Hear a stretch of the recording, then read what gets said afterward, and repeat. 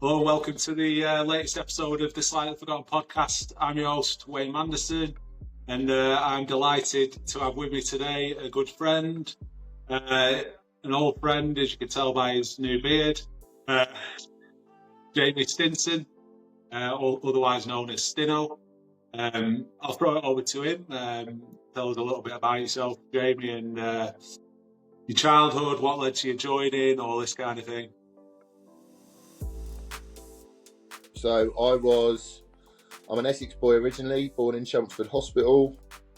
I'm the son of a farmer and a farmer's wife. Old school upbringing really. Mum didn't work, dad was out of work 110 hours a week and in excess. Mum made sure my whites were always white when going to school, shoes were always polished, the house was always clean and tidy.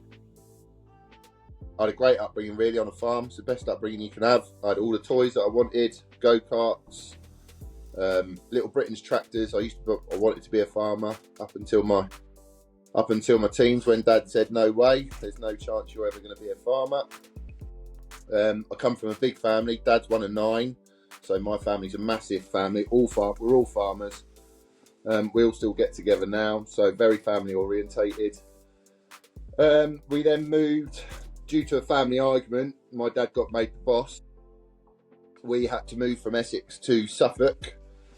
To Bury St Edmunds, which is where RAF Honington is, home of the RAF Regiment, or it is now. So I was still being brought up on a farm there. So I went to Ixworth Primary School and Ixworth Middle School, which had scaly brats, so kids from Honington, kids from people that were in the forces at Honington there. So it used to get spoken about a little bit. And then where I used to live on Heath Road, which was between Ixworth and Troston, I used to see the soldiers with their backpacks on marching down the road and having a run and doing all this. I used to see that, so that gave me my where I sort of gave me an idea of what I'd wanted to do. So my teens, I remember writing off to the military and getting a set. We used to get, I don't know if you used to remember, like you used to be able to write off to companies and like say how you'd be interested in getting a job there when you're older, and you'd get like a service pack come out. Like you could get it from like Ford or any company. Well, I got one back from the army. So I'd being a soldier in my head from quite an early age. I've got 2 brothers. My eldest brother is highly successful, lives in London. My middle brother, he had a troubled childhood. He's not of the same ilk, but we still get on all the same. But as I got older, being a soldier actually fell away from me a little bit, and I was going to step into my older brother's footsteps and work in an office with him in London. I then became apparent that I'm wildly hyperactive and ADHD, and that an office environment wasn't good for me. So then I went back to wanting to be a soldier. So after leaving school at 17, I took further education. That didn't work out for me, so I left school. Was a dishwasher in a hotel for a little while, and then one day I literally just got myself on a train, took myself to Cambridge, went into a careers office. Before you went up to the Army careers office, the RAF was first, so I walked in there. They gave me like the list of things you can do. I had to go back a few weeks later to do an aptitude test. Found out that I wasn't very good at my academic ability. RAF Regiment was one of the things on the list. Showed me a DVD. Bloke abseiling out of a helicopter. Yep, I'll have a bit of that. So I signed up to the RAF Regiment. And then 1st of October 2001 was my first day at training in the RAF Regiment. So that's how I got there. Yeah, it seems like a lot of people I spoke to are quite similar in the sense that they kind of don't know the path that they should be following. Obviously, with you and your ADHD, it kind of drew you towards that more. But and that obviously led to you doing it. So when you did join up, what kind of surprised you most about the difference between civilian? So how old was you just at that point? So I was so when I was going through the initial admin joining process in and out the careers office, I was 17 when I actually joined. The day when I joined, I was 18 and 9 months. What was the biggest shock from military to civilian life? Well, I was going to say that, but then obviously with you being so young, I don't suppose you really experienced much in terms of work life other than. No, I didn't. It's funny you say that because when people say to me, "Would you let your children join the military?" I remember because you didn't join till a bit later in life, did you? I was You had 22 when I work. joined. What was Yeah, how old were you? 22. Yeah, you worked before you joined, didn't you? I Yeah, think in joining the military, I think that serves a huge purpose. So when people say to me about my kids join, I always say they need to go out and experience life first and then join. I think when joining as a kid, straight from school, basically, especially my upbringing as well, because I wasn't streetwise. I was brought up on a farm, so I was very isolated. Even though I had two older brothers, they'd gone. They're 13 and 16 years older, so I was brought up like an only child. And holy fuck, when I joined, was that a shock to the system? Like massive. yeah, I'm phoning home crying, massively shocked to the system. I was fucking scared. I yeah, think when you experienced a bit of civilian life first, it bleeds you in a little bit. You're used to, like a bit of life first. yeah. I definitely think that helped me just because you have your ups and downs even before you join up. Whereas, Yeah, like I say, when it's all so new and it's so intense at that yeah. point, you're not used to that at that age. No, And like I no. say, I struggled. I struggled at times, but it was more like being fatigued when you're not used to being up all night. Yeah, Just it kind of played in my mind that way rather than talking to you like shit or whatever. yeah, That yeah, that yeah. never really bothered me. It was just the fact that I couldn't get to where I wanted to be because of just it being so relentless at that initial stage. I was like I said as well. I was brought up by a farmer, so my upbringing was strict. Like, so if I fucked up, like I remember, you know, I put my dad had this car. He had it 4 days. I put a golf ball through the window screen, and like we used to live in an old farm cottage where the windows were so high, he had to get up on tiptoes to look out the window. And I remember he looked up on tiptoes to go out the window. All I heard was "not my new car," and it was literally a case of me hiding in a fucking bathroom because he was going to kick the fuck out of me. And like mum had to stand in front of the doorway to stop my dad getting at me. That's a What, farm. what had you done? Huh? I put a What? golf ball through his new car window screen. He had it 4 days. So what I'm saying is like I've gone from I took lashings that hardly any other kids, unless they were brought up by a farmer at school, fucking experienced. Yet when I joined the regiment, you still go in, and I was, even though going from those bollockins into the regiment, I was like, I was like, what is going on here? This is something that I've never experienced. Nothing can prepare you for it. No, it's not normal, is it? It's It's not not. like I said, Well, even though I did go in at a later age, it's still not the norm. It's not how you're spoken to no, in real life. no. I was And like, I've said I know it's to like test you and see if you can get through it. At some points, I think is it worth it, but other points, I think it is because you put through hardships that you wouldn't be put through normally anyway. yeah. Well, they break you down and then build you back up to what they want you to be again, don't they? Yeah, That's definitely. what they say anyway. Yeah, till your foot loose. Yeah, I might prove that otherwise in the next few minutes. So obviously, like you say, it was a bit of a shock to the system. Yeah. How was it for you, like basic training? Did you integrate well with the lads? Was Oh, it physically easy or demanding, or how was you at that point? Obviously, I know you're a fit guy, and you yeah. know, but at that point, I don't know how you would have coped with it. No. So I think like one of the things that excited me about joining that the careers office got like play on you a little bit is like is the sports side of it. I've always been sporty. I've always been a sports billy. Um, So I've always been any sport that I take my hand to. Generally, I'm quite good at it, and that's always made me not be liked, to be honest. Like even through my school time. But then when I joined the regiment, you remember you going on you do PGAC first, don't you? You remember your 3 days in the field, your little test. Then you go home and then you join up, don't you?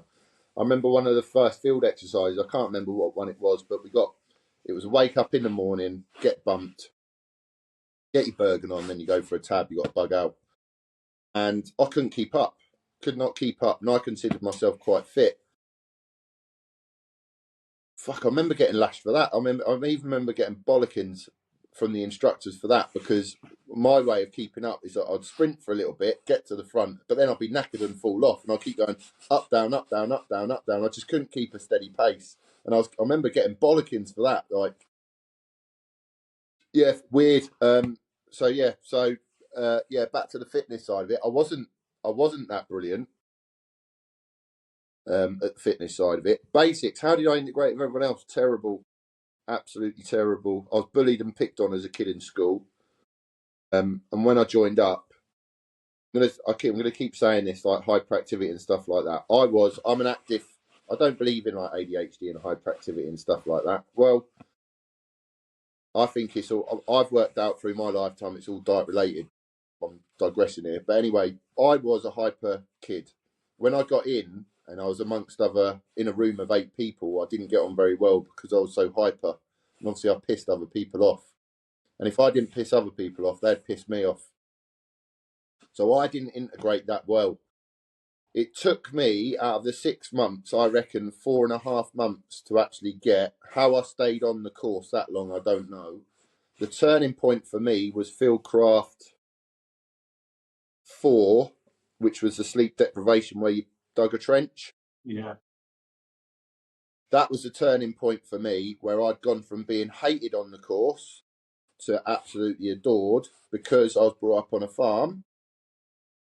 When they stuck a shovel in my hand and I was digging that trench, I was absolutely leaving people. Our trench was dug before anyone else's. And then what they actually did with me is they chucked me out of my trench and chucked me into another trench where people were fucking lagging that far behind. And I remember even like halfway through the course, instructors were walking up to me saying, well, they weren't, they were crawling up behind you while your little head's out the parapet at fucking 3 a.m, literally asking me what the fuck's gone on with you. Why have you changed? Why now? Why now have you started to turn it on? I was like, I haven't changed a bit. You've put a shovel in my hand. That's something that I'm good at. Yeah, All the situation changed. First aid and fucking general GSK, general service knowledge. I weren't a cadet before joining up, so I didn't know anything about it. But you get laughed for it for not. If I weren't interested in it, you're not very good at it, are you?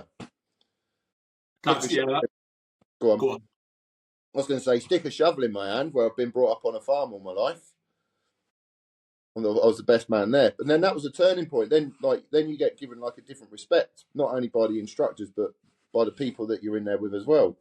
And then that was a turning point for me. Then it was a different course. But up until then, fucking torture. It was horrible. Hated it. Didn't enjoy it one bit. Not even the fitness, not none of it. What made you stick at it then? Obviously, you're still a young lad. Just not wanting to fail. Yeah. Just not wanting to fail. I'm not a fail. Anything I take my hand to, even though it's almost like a case. It's almost like a case of bullying. I felt like I'm just getting bullied here. This is fucking horrendous. I'm not enjoying it. But you just keep going, don't you? They just kept going, and then actually after that exercise, that Fieldcraft 4, I did actually. Then I took my hand. Then I started enjoying it. It's weird, like something just clicked. I weren't good at ironing.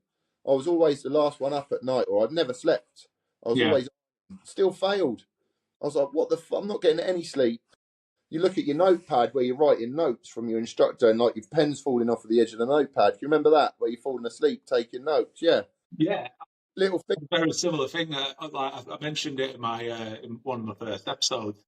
Saying I was up all night at a time, ironing. Just for it all to be launched out the wardrobe first thing in the morning. You're just like, oh my God, why have I done it? Yeah. But before joining, I never ironed. And then I remember the instructor comes in, he gives you like an hour and a half lesson on ironing.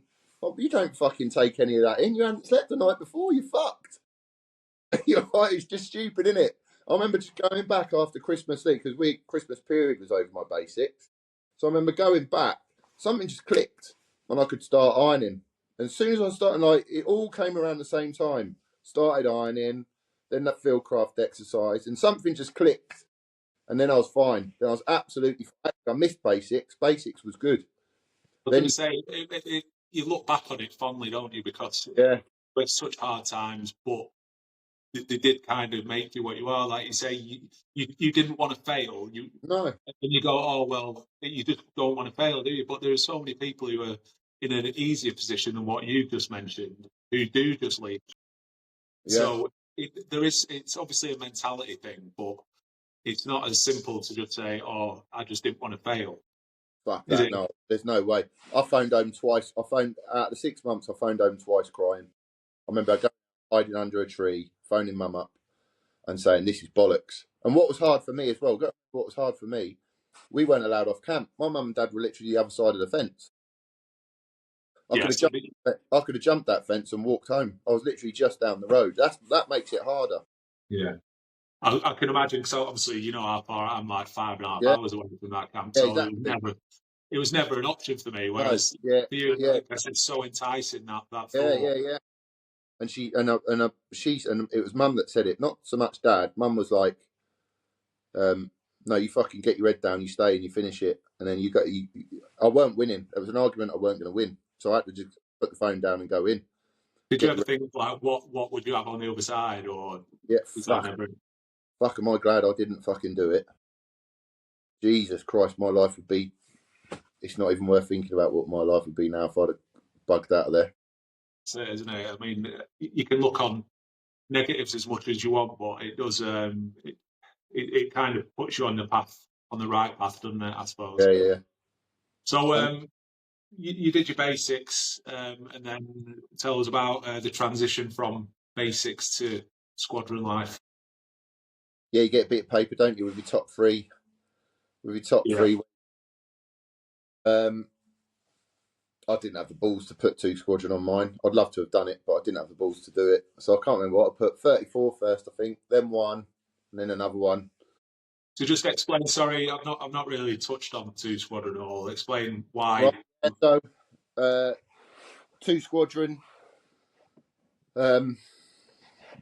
just like any other squadron, but it's got parachuting capability. So they're fitness wise, not necessarily mean that they've got blokes in there that are fitter than any other squadron, but on the whole, out of the 130 blokes that are on a squadron, out of the whole, they would be fitter than any other squadron. Field capability is exactly the same. I'm explaining things here that I feel like it's like well above me to explain. I wasn't a corporal or a sergeant in the regiment, so but that's how I would have described it anyway. They had a certain because they were generally fitter as a whole than any other squadron. And it was a daunting thing as a trainee to put 2 squadron on there because they were so fit. They're out doing fitness all the time. You'd also have the pre-para, wouldn't you? Pre-para selection, which you had no choice. You'd have to undertake that, wouldn't you? If you. Funny enough, I went and done and passed later in my career because I got the balls to do it. But yeah, so as a trainee, I didn't have the balls to do it. I think 34, which was at Leaming, up in the on the East Midlands or a bit further north, northeast.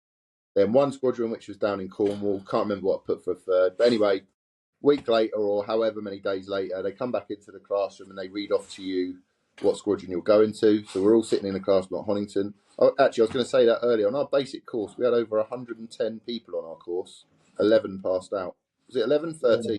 13 or 11 passed out. I think we had 56 and it ended up 21. Yeah, that's quite so compared to ours, that's quite a high ratio, isn't it? Yeah. Quite a slim ratio. So just goes to show like how difficult that was. Then I got read out 1 squadron Cornwall. So I've had the immediate daunting.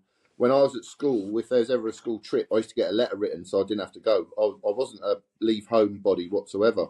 So now I've gone from home, locked in a cage at Honington, not allowed out, but literally just up the road, to 1 squadron Cornwall, 6 hours away. It's like, shit, here we go.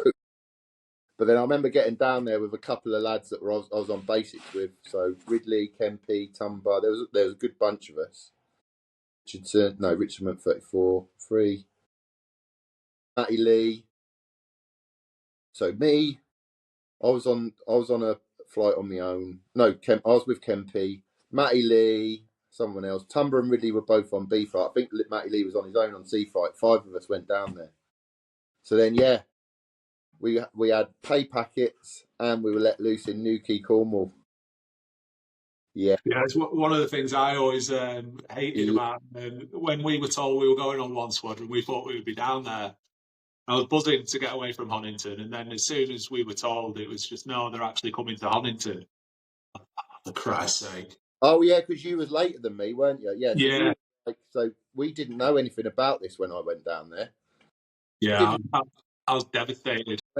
I didn't know before going down there anything about Cornwall. Literally, I've got down there. I can't even remember how I got down there. Obviously, I drove down there with my kit and that in the back, with my little Fiat Punto. And then got down there, and then, like, obviously you go and find the rest of the lads, and then we're all like, let's go to town. So how long did you do down there before it all got moved back to Huntington? Didn't do anything. As soon as we were told we were going on one, we were told that it was coming to Honington, so it was in the transition. So we were gutted. We just stayed at Honington. What year was that? 6, 07? I think it was 06. Yeah. So I got down there 2001, 2002, and then I reckon I did it. Yeah, I did a few years down there. Mate, that was some of the best years of my life down there. Incredible. Yeah, I can imagine. I've heard the stories. We definitely missed out. But there you go. I had a sergeant pick me up from my room once. Pissed. I was pissed. Sergeant picked me up from my room, and they were all out on the airfield doing exercises, and I've slept in, so I'm fucked straight away. And he's picked me up, and I remember him sitting next to me in the Land Rover, and I'm stinking of booze, and he goes, Stinno, you've got to rein it in, mate. Are you taking this seriously at all? But I weren't. No. I wasn't. It was just, you're let loose in pay packet every day of the week in the summer. There's a hen party down there. I just went fucking, with my hyperactivity, I just went fucking wild. Fucking wild. Yeah, definitely lends itself to that, doesn't it? Weren't even that was, and because I led such a sheltered life, and the upbringing that I had, I weren't even a drinker. Weren't even a big drinker until you're down there. You're 18. You've got your pay packet. Fucking hell, I went bonkers. Yeah, absolutely. I can imagine. Living up here, it's a similar thing, like Blackpool. At that point, anyway, it was a proper laugh. Like, yeah, it's a similar thing. You know, you go out every week and you'd have new people coming to town. Yeah. Well, I got all that. I'd say I got it all out of the way before I joined up. I never, because I was just as bad when I was in the RAF anyway. When we first got on squadron, we had a range down at Hyde and Lyd, so we all went out in Folkestone, and I ended up nearly missing the transport back to Honington the day after. So I was like, that kind of thing instantly integrates you into the group, doesn't it? Because it's a laugh like. So there's me hanging out my arse trying to get back to camp just to get on the transport back. So yeah, I mean, that kind of lifestyle I think worked at that time because bring up later when you ask me questions later. Bring up Folkestone again later.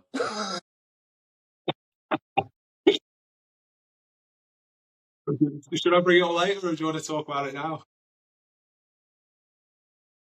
Hive and Lyd. Right, so I fucked up before even going down there. I've just bought. So we've done a tour and come back because. Are we mentioning names on here or? Well, I have. I mean, you can do. Right. Remember Knocker White? Knocker White, the Marine? Can't remember the Marine, Knocker White? No, I don't think he was there when I was there. I think they switched over. Brilliant bloke, mate. Brilliant, like Chippenham. I think he lived. Well, I don't know where he's from. Anyway, ex-booty. Brilliant bloke, right? I remember one of the first things he said to me was before he got on the flight that he'd been warned about me before he'd even got there. Yeah, he was hard on me at the start, but then we got on really well. And he had a motorbike. So got back from tour, got all his money in the bank, selling his motorbike. I bought his motorbike off him. We also had a on my flight at the time, Port Weapons flight, we had a new flight sergeant, Galley, who was quite tough. I remember his opening speech was, "I've done fucking booze, I've done drugs, I've been inside, I've done it all, so none of you fucking," you know, one of them speeches that you get. He was from round my way, you know. Is he? Yeah. Like, so then, before even going to Hive and Lid, I've gone on the lash and I turned up late for getting there. So I've fucking got my missus. So I've turned up late. When I've got to squadron, I've said I've got a puncture in my motorbike, so I couldn't get to squadron. Absolute bullshit. When I've got to squadron, I've phoned my missus up and said, "You need to stick a nail in the front tyre, take a picture and send it to me." So I got away with it. And Gary was like, "That's bullshit." He goes, "I'll find out." He goes, "That's absolute bollocks." Anyway, so that was the beginning of Hive and Lid. When we get down to Hive and Lid, I remember one of the first speeches he gave Gally. It was Gally. So he had us all in a room. He's like, "Right, lads, I've been young once." He's like, "We're all big boys. Go downtown, do what you got to do." But he goes, "But for fuck," and I remember this word verbatim. He's like, "But for fuck's sake, whatever you do, don't get fucking caught." Right? That was the opening speech. Yeah. So then I think it's like one of the last. It weren't one of the last. It's like, you know, midway through the exercise, we've gone down Hive and Lid on the piss. Lad called Bingham. We were in a bar. There was an army unit in there, and my mate Bingham was. He was either Sheffield. I think he was Leeds. He was a Leeds lad. And there was an army lad in there who's from Sheffield. So football, Sheffield Wednesday and Leeds rivalry. They're fucking giving it a bit of thingy between each other. I could see it was getting pretty heated. So this lad wound one up, like was getting off. It was going to go. So I've just walked up to this one lad, smacked him in the mouth as hard as I possibly could. I've been kicked out by the doorman. He's been kicked out by the doorman. And then with that, we've kicked out the same door, me and this lad that have had the ruck. He's on the phone saying, "Right, he's out here," basically talking about me. He's out here, get everyone out here now, let's get him filled in. So I walked over, I was like, "Mate, put the fucking phone down." Like, don't cause it. And I've smacked him again, give him a couple more, and this lad's hurt, right? He's in a bad way on the pavement. With that, the door's open, and fucking my mate Greenwood's been kicked out as well. So Greenwood's come out, seen him on the floor who started the fight. He's gone over and booted him in the head. Oh. Yeah. And he's already out. And I'm like, "Mate, that's out of order. Let's go get in a taxi." So as we're walking down the road to the taxi, I've chucked him in. I've had a guilt trip, turned round and gone and start giving this lad first aid. So the fucking doorman, if I'd have got in that taxi, I reckon it'd all been fine. The doorman's then turned round, called the police. I remember the sirens coming, police got out the van, and they're like, "It's all him," like basically pointing at me, "It's all him, it's all him." Chuck me in the back of the van. I've got lifted, sent into the police station for the night, put in cell. We were due on the point, I think at like 6:30, 7 o'clock in the morning. I didn't think I turned up till like gone midday. Remember, like got back to the front of camp, got my ID. It's an army camp, innit? Hive and Lid. ID through the gate, thinking. Walked into your room. There's, you know, it's desolate. They're all down the range. What do? Put my kit on. Walk down to the range, and Caddy's like, "Don't even fucking bother. Get back to your fucking..." And you're shitting yourself, aren't you? Like in front of all the lads. I'm like, "Fucking shit." Back to feed me, and then I'm just sitting there waiting for the end of their day. Then for them to come back and give me the bollocking. And there was me, Greenwood, the boss, Tim Taylor, and Galley. And then I remember saying, he was like, "What the fuck did I tell you?" I was like, "Don't get caught." He was like, "I was fucking joking." And I was like, he weren't joking when he said that. I think he's obviously just come to realisation that obviously I've gone and got in the shit. Yeah. And, He took it literally. Yeah, fucked for it. Big time. Yeah, Wow. I actually got done. You know what? I actually got done because, like I've just told you there, that is verbatim the truth what happened. I even remember being interviewed. The copper was like, on a scale of 1 to 10, how pissed were you? I was like 5. I was pissed, but I can remember everything that happened. He's like, "Mate, I've seen the camera footage. You've said it exactly how it happened." I even got done for bringing up Greenwood's name, where he put the boot into him, where he's on the floor. They were like, "You're grassing him up." Like, I got fucking hammered for that, and I was like, if you're in the shit, I always just told you, there's no point lying. I just thought I'd tell the truth. I just told the truth, and I even got like they thought I was basically a grass. If he's on camera, then what are you going to do? Exactly, yeah, exactly that. So yeah, So that's Folkestone. that was Folkestone. In your own time, Bill. Right. So anyway, we digressed a bit there, didn't we? So going back to initially getting on squadron, you mentioned in basic training the ADHD kind of made you struggle for a long time. Yeah, I used to walk up to my sergeant all the time saying I think I've got a bit of problem with my behaviour. And he'd say, yeah, I think that would explain a lot. Yeah, but was anything ever done about it? Or No, it weren't talked about. Like, my upbringing as well, ADHD and hyperactivity during my upbringing wasn't even talked about. And it's only come apparent now in recent years when you get older and you start experimenting with your body that you start working yourself out, don't you? So I got banned from sugar and e-colours, which actually started to calm me down a little bit. But it's not just when you're a kid, banning a kid from sugar and e-colours back then was not sustainable. So I was always I'm highly affected by sugar. Even now, I have to really watch what I eat with my sugar intake because it affects my cognitive behaviour, it affects my behaviour, it affects my mood, my energy. But all that stuff then back in the regiment weren't talked about, was it? When I was a kid, if I was hyperactive, I'd get a slipper. That would calm me down. In the regiment, if you're hyperactive or you fuck about, you get jankers or you get a bollocking that calms you down. There's no, it's this constant battle. no recognition of any of it, is there? No, of course there isn't. It wasn't spoken about, was it? But I remember saying to JC all the time, I think I've got a problem with my behaviour, and he would sensibly turn around and say that would explain a lot, wouldn't it? But it was only paid lip service, wasn't it? It was never. Yeah, that's as far as it goes. Exactly that. Yeah, exactly that. Big boys rules, wasn't it? Just get on with it. Yeah, yeah. So obviously dealing with all that, moving on to squadron, did it help? Did it hinder when you were trying to get to know everyone? Did it help that you had a few of the lads with you moving on? No, professional life. My time on squadron was torture. It was fucking horrible. Outside of squadron, when I was with the lads and you're not working, I had the best time ever. But on squadron, professionally, I wasn't, because I weren't. And again, I was a. You can all be 18 years old, but you're all sitting at different maturity levels due to your background, aren't you?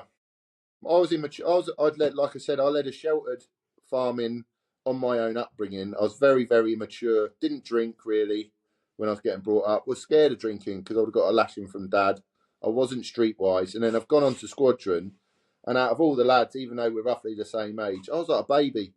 So like a baby, with big brown eyes, being let off into the world. So I just went fucking crazy, and it never calmed down. It never calmed down. The only thing that got me through was I was fit as fuck. Probably one of the fittest on the squadron. That's what pulled me through. When all the lads are out on a tab or whatever and we're all struggling and I was helping out others and up the front or whatever, that pulled me through. But other than that, professionally, I wasn't very good. I was just all over the shop, mate. I was just on the lash constantly. Never not on the lash. I wasn't there to work. I was there to party. That was a problem with me. So I didn't get on professionally on squadron. It wasn't until my later years, till I think I probably hit like 23, 24, started seeing people younger than me getting promoted to corporal or getting high recs on their SJARs or 6,000, that I started getting pissed off, thinking, actually, hang on a minute, I'm losing out on 400 quid a month here. That's when it started clicking. But it took a long click. So that to me, I was going to ask what was like the most difficult aspect for you. I suppose that probably was it, wasn't it? Trying to control that while you're trying to deal with the the intense side of it all as well. There's a story that really sticks out that was the hardest point in my career. Was one of the tours in Iraq. I can't remember whether it was the second to last one or the last one, but I actually think it might have been the last one. I had passed pre-power. I think I'd passed pre-power at the time. I'd done my 2IC Carder. So a 2IC Carder is And a 2IC on a section of 8 men is an unrecognised rank, not paid for, but you are, if a corporal goes down, then the 2IC steps up and takes command, yeah? If that's not been explained. So I'd done my 2IC carder. They wanted to give me top student, but they wouldn't due to my behaviour on squadron, on the carder. I then went on tour with a corporal, not going to mention his name. We didn't get on at all. We got on outside of work, but in work we didn't get on. I think we didn't get on because I showed him up a little bit. I think it looked bad on him sometimes. I don't think he could handle my behaviour as well. And I don't think he could handle my behaviour along with the fact that I was actually fit and a good soldier. By that time I was. So we've gone out on tour. We clashed, like literally from week 1 or 2. I think after a few weeks, he's brought me into a room with another lad and he's like, you are no longer 2IC. And he gave it to one of the young lads, like to prove a point. And that tour was fucking torture. He even took me behind a blast wall with another lad. I had a shovel in my hand and he sat down while I stood in front of him and he said, I know standing here now, you could fill me in. He goes, but I've got the protection of rank over me. And I was fucking, like, almost tears in my eyes, wanting to fucking bury him in the fucking desert. But you can't touch him. It was a struggle, mate. Real struggle. Yeah, I can imagine. It's like, especially if there's nothing obvious reason for it. Like you say, if you get on out of work, socially you get on, but not professionally. It seems a bit. No, and strange. you're in a pressure cooker, aren't you? You can't escape. I actually took myself off to the gym, hit myself in the head. I remember going to the gym. I was so frustrated. I hit myself in the head, like closed my own eye up. Come back in the morning and said there's a para in there, so I'd done a bit of sparring with a para. There weren't no para in there. That was the only way I could get out the aggression of not hitting someone else or just walking off camp. To go and fuck this, grab my passport and just walk out of camp. It was fucking torture. We did where me and a corporal clashed. Yeah, really bad. It's a shame because obviously they're in a position of power, aren't they? Like you say, and you can't really do anything. No. In response to them. Can you remember OB? Yeah. Yeah. So he got pressure cooked. He got injured, didn't he? So he went to the Padre, and they sent him home. Do you remember what happened to OB? He got he nearly got hit by the rocket. Yeah, but it's a story of threes, isn't it? Do you know the whole story behind, like the whole OB story? I don't think so, no. So OB was quite good with the women, wasn't he? If you remember, he had a bit of the gift of the gab. He's a little fat pudding, wasn't he? He might not be now. I've not seen him in years, but he was at the time. He's a little fat pudding, right? So he's got on squadron. I think by the time he got on squadron, some of the squadron away on tour anyway, he's ended up shagging a copper. So he shagged a copper that's actually with one of the sweats, right? I don't think that was spoken about. That was like unknown for a little bit. We then did some mortar training before on pre-deployment training. He fucked up. He went to put a mortar down the barrel the wrong way. And it was literally like the side was like, stop! Like you can imagine how that went, can't you? Poor lad handed it to him the wrong way. It probably weren't his fault, but he was a number 2. Put it down the wrong way. So he's like, everyone fucking stop. So he's like, OB, fucking run. Like, drop all your kit. Fucking run. You see him going off into the distance. Then like, you hear, OB, fucking come back, come back. So he turns around, comes back. Half his face has fallen off. As he's gone away, he got Bell's palsy. He had like a mini stroke on his run. Did you never know about this? I had no idea. Yeah, so his lips hanging down, his eyes hanging down, he's crying from his eyes, dribbling from his lip. And he's like, and everyone's like, what the fuck's wrong with you? And he's like, he don't know what's gone on. He's like, what are you all talking about? What are you all talking about? And like the sergeant was like, get yourself down to the fucking med centre. Was it John Merrick, the Elephant Man? Get yourself down to the med centre. He's gone down to the med centre, come back up like later that afternoon. He's got like a fucking handkerchief, like he's wiping his snot, his eye, and his mouth. And they're like, he's like, basically, we're due to go away in Iraq like 6 weeks' time. He's like, basically, lads, I'm not coming to Iraq. They said like in a few months it'll just come back. So anyway, we went away. He didn't come out. And then like, you remember out on tour when you're on detachment in Iraq and that every night or every morning you get an intelligence report. Like, so fucking the Muqtada militia are up to this, and you know, a lot of activity down at Chateau Arab Hotel, and you know, remember like we used to get int reports on like enemy activity and stuff like that, and then like you'd get your post and stuff, wouldn't you? And then at the end of the int report, like a couple of months in, it'd be like, just to let you know, OB's on his flight out here. He'll be like boots on the ground in the next couple of days. So that's two things that's happened to him, right? So then he gets out on the ground. If you remember when we used to be on patrols and stuff, so instead of debombing all the kit from the Land Rovers when we got back on patrol, we'd just leave a lad out. We'd leave them all kitted up, but we'd just leave a lad out on stag through the night, wouldn't we? Yeah. OB's out on stag. He's only been out there like a matter of weeks. We were getting, there were two where we was getting rocketed like 30 rockets every so often. We, you know, sometimes we're taking up to 30 rockets a day. So the alarm's going off where we're getting incoming. Alarm's gone off. Now, fucking clever of OB. I wouldn't have thought of doing this. The Land Rovers were between two blast walls. Now, if that was me, I'd have just laid on the deck by the blast wall, like right tucked in close to the ground and the concrete of the blast wall. He got in the back of an EPV. That saved his life because that rocket came in, went underneath the vehicle, shot this vehicle in the air, and it's like a Western, like a fucking dusty saloon bearer doors, right? So the EPV doors are flung open. We're looking over the top of the sandbags, and OB's walking out with his shoulders fucked, dragging his leg behind him. And I remember him looking up, shouting, "That's it! That's it! I got done shagging someone's wife. I got Bell's palsy. I've now been rocketed in an EPV. I'm fucking done." And with that, he went to I wouldn't have thought of doing it. He went to the Padre on fucking Basra Station. Within 2 days, he's flown home. He's out. They put him out. He said, "I'm done. I'm not soldiering anymore." Yeah, I remember he was gone in a heartbeat, wasn't he? He'd gone quick as fuck, wasn't he? That was him. Yeah. I thought of it. If I'd have known to do that, It's enough though, isn't it? that's what I was going through, I'd have been straight down to the Padre and sorted myself out. But yeah, he would. That was the story of OB. Yeah. Well, that was Story the rule on it. If you ever had any issues, go to the Padre and they'll sort them out. So, remember, like when the Padre used to come round though, we all used to have a fucking smile on our face instantly because it was like, oh, you know, it's like you're relaxed from the chain of command, isn't it? He'd walk in, supersede everyone, and he'd have like his smile on his face, and he's a reverend, isn't he?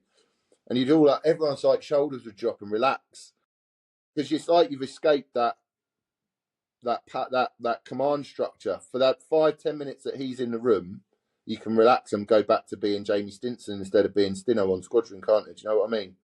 It was nice when he used to come round. But yeah, that was the story of OB, mate. That's funny. That. It's weird because I forgot about OB, to be fair, but yeah, I do remember that. Yeah. You know, one of many mad stories in it, really. But yeah. So obviously talking about tour and stuff, that obviously wasn't the standout moment of the tour. You mentioned about the amount of rockets. So I actually spoke to someone the other day, and they said that on that tour we had over 1,000 rockets. Yeah, I can remember. I remember the statistic: 30 a day. Yeah, I remember similar. Which is so if you're there 150 days, times that by 30. Yeah, it's staggering, isn't it? Like, really, it's really scary when you think about it like that. It fucking is, yeah. When you put your body armor and your helmet on, and I remember sitting there fucking shitting myself, thinking, you know, is it going to be me? Is it going to be me? That's all you used to think. Yeah. I don't know about you, but when I first got there, I wouldn't say I never took the threat seriously, but it was just kind of, I had a thought that it real. Yeah. Not real. Yeah. Like a cartoon, innit? Yeah, and then all of a sudden, when it gets closer and closer, it really does become real. Yeah. Like you say, the fear there, it's frightening. Yeah. Obviously, with what happened whilst we were over there, it was it completely. Well, it affected me, and it still affects me now. Like not to the point where if I hear a bang, I'll be terrified, but just the whole scenario and situation. It's always with me. Yeah, so I was going to ask you about this. You know, I know I'm the one being asked the questions, but I was going to ask you about that. how do you get on with the letters PTSD? You must get asked, do you suffer with PTSD? You must get asked it. I've had Sarah say to me that she thinks I have PTSD. Yeah. Sarah, my wife, obviously, like, and I have always kind of brushed it off as Right. though I hadn't. But over the So last year, what does she notice in you that makes her think you've got PTSD? not necessarily what happened in Iraq, just the whole military experience. Yeah. For instance, not letting things lie, like Yeah. if it's just a cleanliness in a room and stuff like Yeah. that, Yeah. then That's what I call PTSD. That's what I call PTSD. yeah, I Yeah. can't, or I struggle to switch off from Yeah. that. And then Yeah. I've spoke through it with Sarah, and it's like affected relationships that I've had Yeah. with her, with my kids, Yeah. stuff like that. Yeah.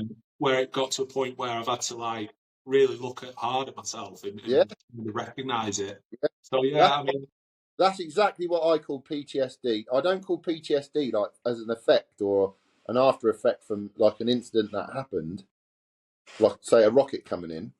I call PTSD like PTSD from the whole episode of the RAF Regiment and One Squadron RAF Regiment. I got PTSD from that, i.e., where if someone turns up late, I'm in a mood for the rest of the day. That'll ruin my day. Or yeah. like you said, if like the cleanliness of a room, if something's not like quite right, that just plays on my mind constantly. Nothing else comes into my brain. I'm getting better as I get older, but it's still there. It's literally taken me probably the last 6 to 8 months to kind of understand it or allow myself to recognise it to a point where it's an issue. Yeah. Where I just always thought it was other people. Yeah. It's not. It's me. It's me. Yeah. It's something that I've had to kind of Yeah. engage with really and address. Yeah. And yeah, like just recognise what's going on in my own head with it. Yeah. And it's hard because it's something that I've dealt with for 2 decades. Best Yeah, part. we deal with it on our own, don't we? Or we deal with it on our own. I'm gonna have to get up and get a quick drink while I'm talking to you.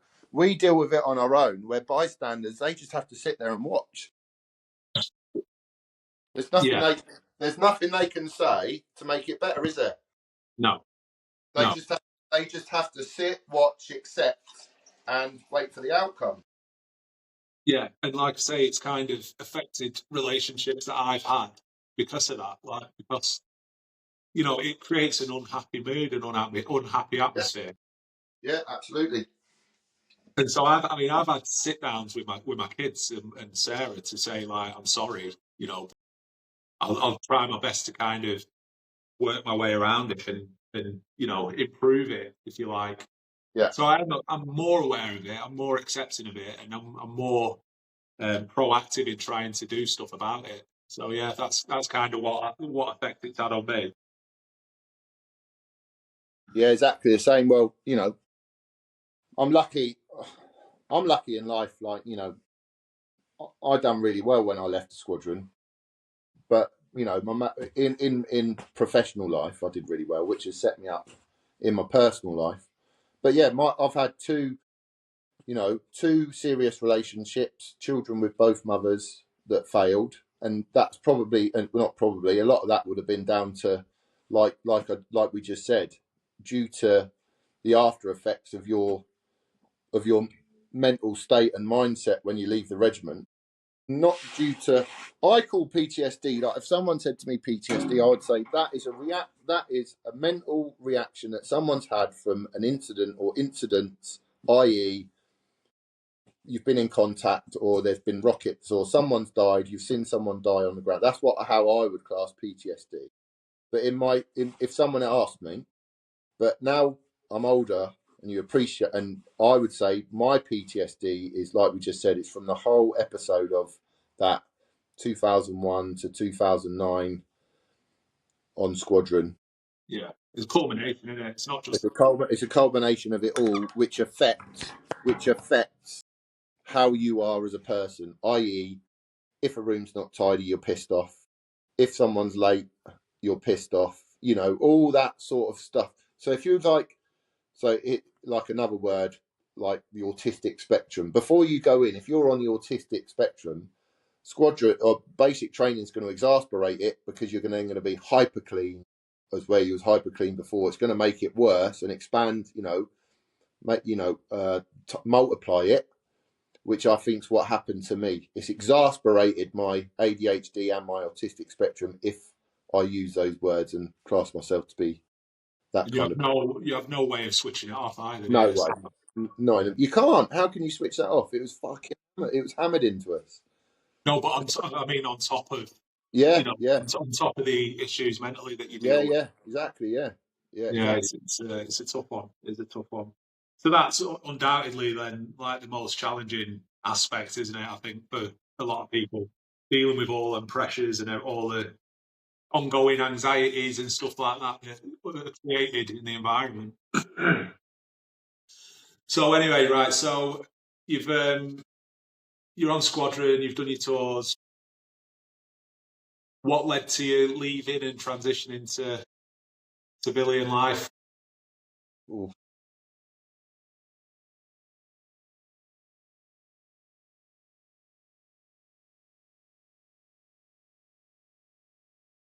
If you don't want to talk about this, don't worry. No, it's Okay, I'm fine. going to move on. No, it's fine. It's fine. Mate, I'm not pushing you to talk about No, it. no, no, no, no, no, no, no, no. It's fine. It's fine. I'm just thinking. It's a long time in the past now. I am who I am. So yeah, no, like again, no names. Pretty early on in my career, being down in Cornwall, gone out clubbing one night, and someone suggests that when we go out, we get a few pills. So we go out. I think I was like 22. I've tried them. Best things I've ever done in my life. And then through my career, it was well known amongst my peers what I was getting up to most weekends. And then eventually, you can only go on so long without getting caught, can't you? And then one of the lads got caught down in Plymouth. He got arrested one night, got caught with Class A's on him. Then phone calls come back to Honington, and camp gates have been shut. And then we got drug tested within the next 48 hours. And then after that weekend out, I'd failed, and then that was me getting kicked out of the RAF Regiment for failing a drugs test. So It wasn't planned for me to get out. It was unexpected. It was probably one of the most stupid times to get kicked out, because, as I said earlier, I just passed pre-para. I just got the Queen's Commendation for bravery. I just literally just started turning it on. Basically, I just started maturing. Just turned a corner, and then obviously that's gone and happened. Obviously, I didn't mature that much because I was still doing that. But just my career had opened up, like the RAF Regiment had opened right up to. There wasn't much that I couldn't have done. Really, I could have gone. I could have gone and with 16 Air Assault and done stuff with them. I could have gone to SFSG. Could have gone anywhere. I actually remember the time, and obviously, like you say, past your pre-para, which was a good accolade to have, and people on the squad. You were in a position at that point where you were starting to be revered, because, like you say, you were setting a certain standard. And yeah, your activities might have been well documented, but it never really affected you in work to that sense. Like you say, you were improving and getting better and better. Yeah. Like I say, the younger lads did hold you in quite high esteem because of these things that you'd done. Yeah. So no doubt it was not a massive shock, because you must have seen it coming. Yeah. But how did the actuality play out, like, in your mind? Shit myself. When you're in there and you've done like I'd done 8 years at the time. When you've done that long, that's all you know, isn't it? As an adult, that's all I'd known. Even an adult, because you've gone from being a child to being in an institution. You're not even a grown up yet. So I didn't know anything else. The next thing I had to think about was telling mum and dad. Like, how are they going to take it? That was the next worry. So I had the worry of getting kicked out. I had the mental mind game of, like you say, on squadron, you know, older people and execs like sergeants and officers, they wouldn't get it. But I know what you're talking about when you say I was revered. Imagine being on squadron as a young lad and you've got another SAC next to you that's past pre-para. So he's waiting to go somewhere. You'd look up to him, wouldn't you? Do you know what I mean? Absolutely. What's happening with me? And then I've come back from that tour and got that award. So yeah, and then I've been busted, and then I've got, and not only that, not only lads that revered me, I also had like corporals and sergeants talking to me in a different, sense of respect. They were like talking to me as a human being at last. And then as soon as I've had that, boom, I've gone and done that, and it's gone straight. Even worse, it's like I didn't exist. It's like you don't exist. It was 16 weeks of fucking torture. 16 weeks? What do you mean, sorry? 16 weeks from the moment I got caught to the day that I got out. Oh, sorry. So you knew what was coming, but you just had to kind of sit away. Yeah. Well, everyone went. You went to Afghan. We were all due to go to Afghan. Well, you was on a range. I remember you was on a range, weren't we? We were on a range. Was it in Sennybridge? Yeah. My mate, he goes, if you don't hear anything in 21 days, he goes, you get away with it. And literally on day 20, I'm lying down on the point on the range, and it's given, stop. Where the fuck is Stinson?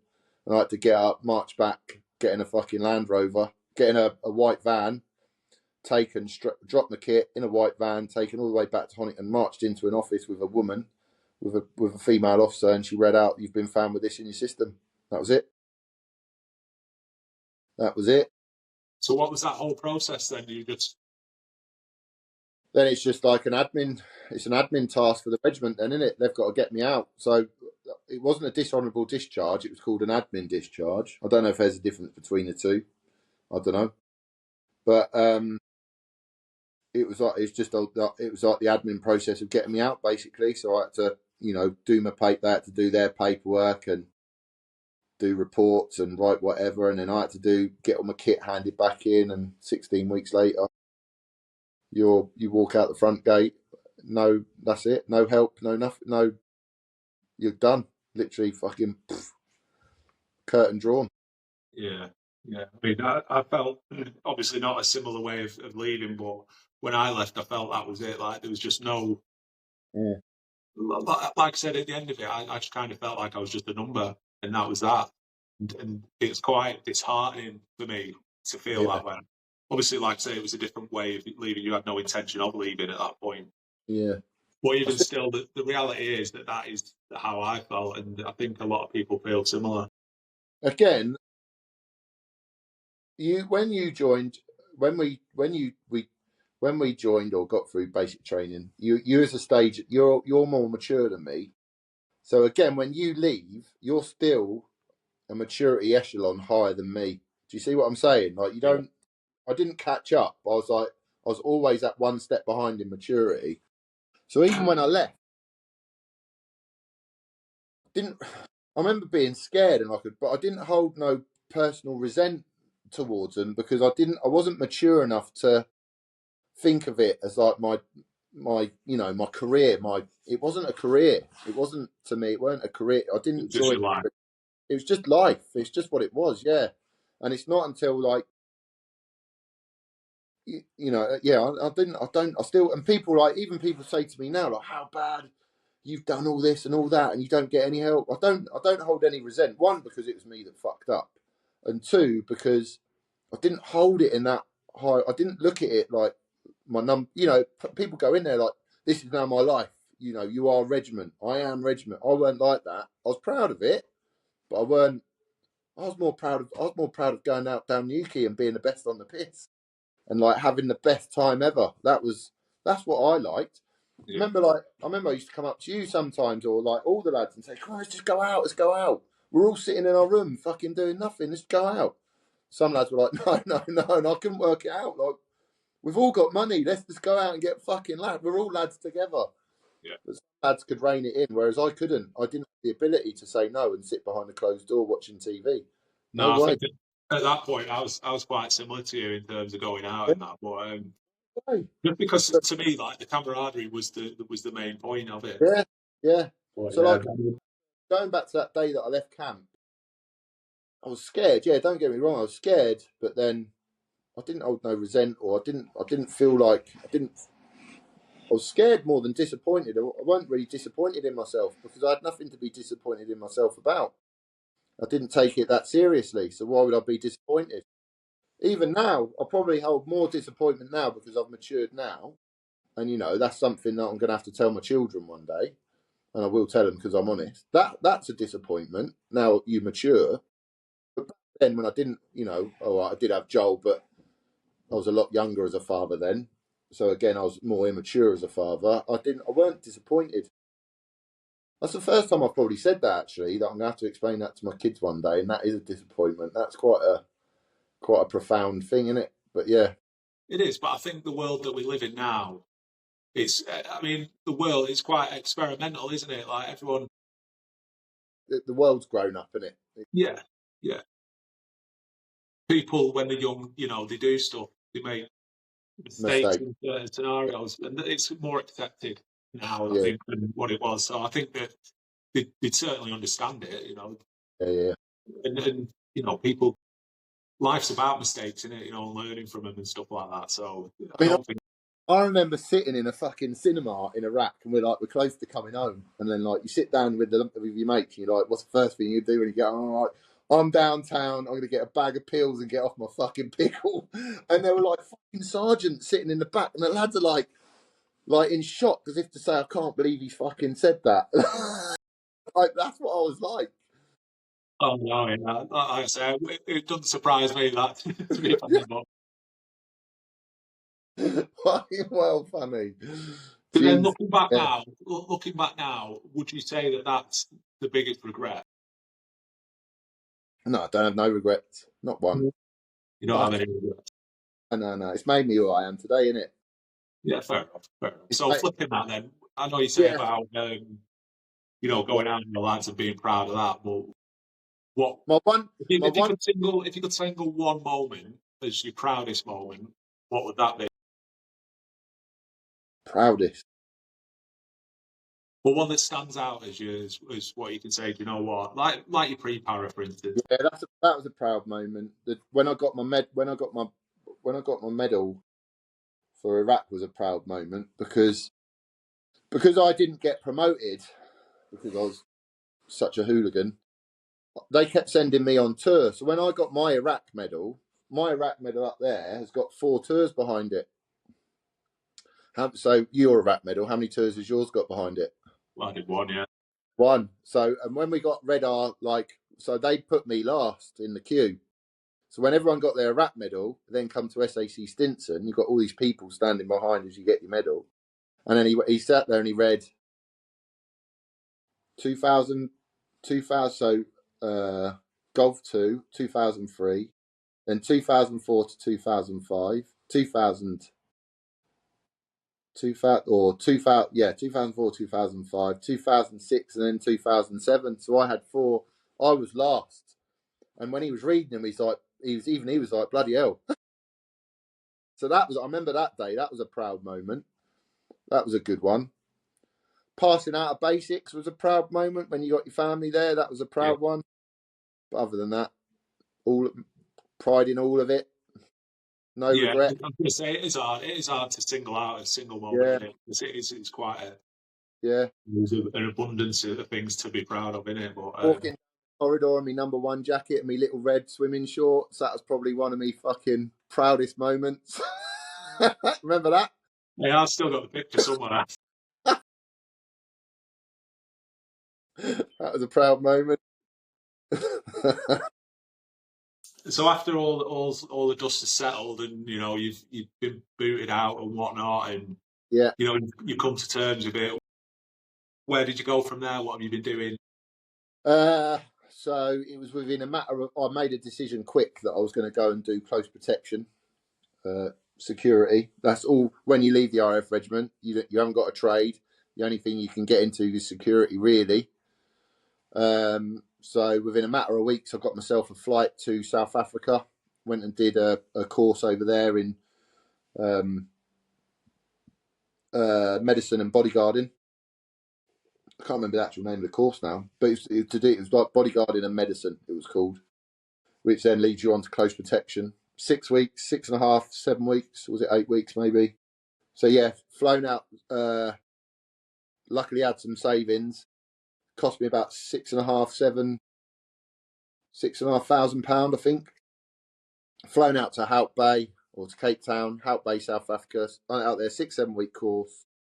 Come back, write your CV. So I've got all my RAF Regiment, pre-para, all my gun courses, all my tours, 2IC carder, my position, my rank and position within those tours. So CV looked healthy. I was young, got my close protection course under my belt, and then you literally you're given at the end of a course a sheet of paper with all these security companies on.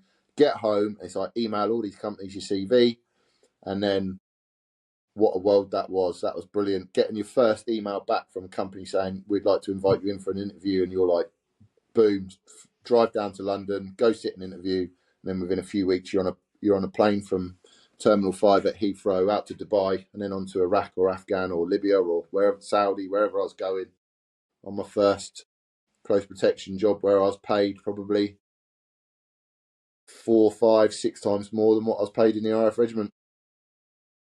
Yeah, That, I mean, it's known to be quite lucrative, but obviously it's got its difficulties, hasn't it? So. yeah. It has, yeah. It was just what an exciting time that was. That was exciting. That was good. And how did you find the difference in obviously working with different types of people from the military to? So work with like the whole spectrum of the military, police, marines, paras, other RAF regiment. Without a shadow of a doubt, some of the marines I worked with were the most professional guys that I'd ever worked with. Well, saying that, some of the paras were some of the most professional, fittest machine blokes that I'd ever worked with. But again, it was all blokes in that pressure cooker environment, which I eventually worked out that I just struggled with. You're all sitting there eating, living, training, working together. You're under that pressure cooker environment. This time, though, you're not doing 6 months at a time. You're doing, I was doing 12 weeks on, 4 weeks off. But the difference is with that is you're constantly on rotation, whereas before you'd get to come home for like 6 months to a year before you go back out on another 6 months. This was like constant rotation of 12 weeks on, 4 weeks off, which was, as time went on, it got harder and harder and harder. That due to family? Yeah, like I had, and at that stage I'd had Oscar, my middle child. So he was getting old enough to, on Skype back then, to start saying like, Dad, when are you coming home? Shut this. He was getting older then to like say, Dad, like, when are you coming home? That was hard to bear. And I had Carla, I had my house or my houses that I'd earned from doing that work for a length of time. And then, and yeah, that was that. That was that, mate. So you've moved on from there, and you now. So now I did well out of that. Find that very well out of that financially. Like I say, I've got 2 mortgages. I now have 3 boys, Joel, Oscar, and Joe. And then out of that, now I just do all I do is I drive a little fuel tanker around the countryside, filling up people's heating oil tanks. I've got everything that I want and need. I've got enough money to do what I want when I want. I'm very lucky, humble, happy in life. Generally happy. That's good. Yeah, Good. yeah, pretty good. So, how do you think? Do you think changed since you've left? You say you've become more Yeah, mature. yeah. What? They say the day you leave is the day you grow up. Yeah, 100%, 100%, 100%. The day you leave. Well, for me, for you, it would have been different because you already had a life before the RAF Regiment. But for me, I've gone from childhood to institution, then close protection, where you're still working with ex-military. It's a stepping stone, but it's still a little bit of an institution. You still talk to each other the same. If you fuck up, you still get the bollocking like the same, like a military bollocking the same. The day you leave, that's the day you grow up. That's the day it's almost like you drop your professional front but you gain your maturity human front, if you know what I mean. That's how I'd explain it. Yeah, I get that. Like I say, it was a bit different for me because I had the experience beforehand, but Yeah. I do get that. So the last thing is, if you knew someone who was thinking about joining up, what kind of, from your experiences, what kind of advice would you give for anyone considering it? Like I'd give my own children, go get a life, go work first, go when you leave school, or whatever way you're going to do it, whether you're going to go further education, then do it. When you leave school, go get a job in a bar, or if you're not going to do that, go to work, whatever you want to take your hand to, go to work first for a couple of years, learn, number one, a hierarchy within a workplace. Number two, learn learn to sort yourself out, learn to hold yourself up smart, keep fit, get fit before you go in, learn to iron, learn to do your washing. See, I did none of this. My mum did it all for me due to my upbringing. And then when you get in, you've got a good grounding before you get in. Don't let people talk to you like an absolute piece of shit in there. There's a level, there's a ranking structure within the military, but there's instead of you pushing the absolute boundary of a corporal or a sergeant like I did because I was immature, you'll know when to rein it in because you've worked within a hierarchy within a workplace. So that's important. That's what upset my career, made me struggle in my career. And then like you did, probably early 20s, 21, 22, then join. Then go and enjoy it for all that it is. Yeah, I think that's pretty good advice, to be fair. And take it as a career. Don't go in there like I did as a mature little child that's just come from home, got his first pay packet, just going crazy on the piss and all the rest of it. Treat it as a career, which is what I didn't do, which if I could go back. But I don't, like we said earlier, I don't regret any of it because I'm here now, I've got what I've got. I'm sitting on my own couch in my own house. Yeah. So, regrets. But yeah. No, they say, don't they, everything happens for a reason, and Exactly, yeah. You've been set up nicely and you're happy with everything that's gone on, so that's good to hear anyway. But and we're going. I do think that's good advice. Like I say, because like as I grew up, obviously you talk about the hierarchy there. Like it does give you a good grounding, but also lets you understand how to speak to certain people in certain positions. Well, don't let people talk to you. No, exactly. You have that understanding. Yeah. It got taken to the extreme with me because I had no backbone because I'd been taught no backbone. That day that I told you about where a corporal took me behind a blast wall and he's like, I know you could fill me in, but I've got the protection. That's disgusting. That is really baiting someone to break military law. That is disgusting. Yeah. Because I've gone from being a kid to RAF Regiment, I've not been taught or mature enough to be able to answer that question. Where I should have turned around, I should have gone, regardless of your rank, we're both the same age. Don't fucking do that. That's fucking out of order. I was well within my right to say that.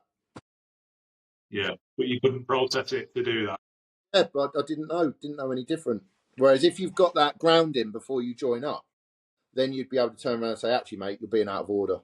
And if you say it in the right way, you won't get shouted down. If that person who's giving you the bollockins mature enough, they'll actually look at themselves, actually think, yeah, actually, you're right, I've gone a little bit too far then. But still give you a... Yeah, I had certain scenarios where that was the case. I had it on tour when I think I left a sight out and one of the corporals came in while I was sleeping, threw it at me. I was, what the fuck are you doing? I just went, look, I messed up. You know what I mean? I'm not going to... Yeah. I'm exhausted. I've left the sight outside. Yeah, a whole man's up. My mistake. It was kind of brushed under the carpet after that point. So yeah, you're right. Like I think a little bit of maturity, going into that environment is key. It's key, absolutely.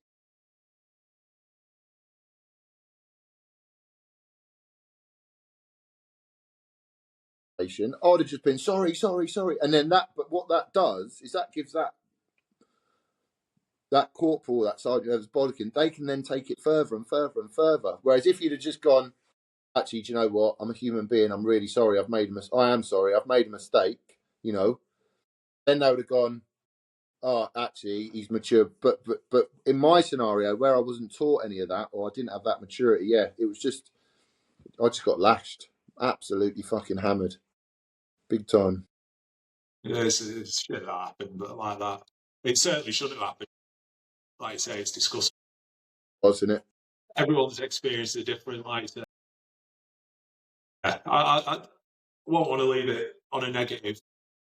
Have you got anything else you want to add?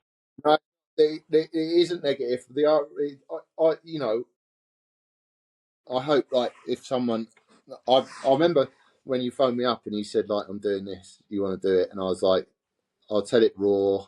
I was only ever going to be truthful, honest, and raw, aren't I? I'm not. And I was like, do I mention names? Do I not mention names? And I do remember the day that I got busted out, and then some people were like not talking to me. But I hope like people watching this get to see, you know, that doesn't define me. You know me on a personal level. What defines me is my three boys. I still work hard to this day, and that comes from not only my upbringing, but the RAF Regiment has taught me things that, you know, to keep my house clean, to look, you know, all right, I've got a beard at the moment, but I still dress smart. My shoes are clean when I go out the door. That all comes from like not only like your upbringing, but the regiment as well. So the grounding that it's given me in life has been amazing. I didn't take it seriously. If people look down on me because I didn't take it seriously, that's up to them. But I'll tell you now, I've got more stories than most of the blokes that come out of that regiment where me and you will be sitting down in a few weeks' time having a beer and we'll be cracking up, rolling on our back with laughter with stupid things that I've done. That's made it what it was, wasn't it? We all come out alive, you know. We all come out, you know, yeah, we all come out alive. We've all done all right, and we're all sitting here smiling about it to this day. So there's no regrets, not one regret at all. No, well, I appreciate what you've, you know, your honesty and what you have thoughts about. Means a lot. Like you say, I hope it gives people a bit more understanding of your perspective from what happened. You know, anyone who has judged you or whatever, I hope it makes them think twice. Like I say, I know you're not bothered. Yeah. It matters because, you know, people need to hear other people's perspective. And rather than what they've been told, maybe understand a bit more. So I'm hoping that that's kind of what comes from it. I'm proud of what you know, 4 tours of Iraq. I've got my medals are all over there, and I've still got my uniform in my wardrobe. I'm proud of it, but I'm more proud of the fact that I've got 3 beautiful boys, and you know, and they're gonna get a good grounding in their starting life, and that's what I'm proud of. But I'm not saying, but you know, people have pride in different things in life, so that's my thing to be proud of. But yeah, there's always going to be that big place in my heart for the RAF Regiment, and that big place in my heart where I can tell the stories of the bollockings. But at the same time, with the bollockings, I got a bollocking because I'd had so much fun. Yeah. So there you go. Yeah, no, I appreciate it, mate. I thank you again for your time. I'll just well, thanks, Jamie. Really appreciate it. Thanks to everyone who's listening, who's following. Really appreciate your support. If you want to get in touch with me, the email address is contact@slightlyforgotten.com. Feel free to send me an email. Again, really appreciate the support. Again, Jamie, really appreciate your time and your honesty. Yeah, like I say, we'll come up again soon, no doubt. We are together soon. All right. I'll see you in a bit. So, mate, take it easy.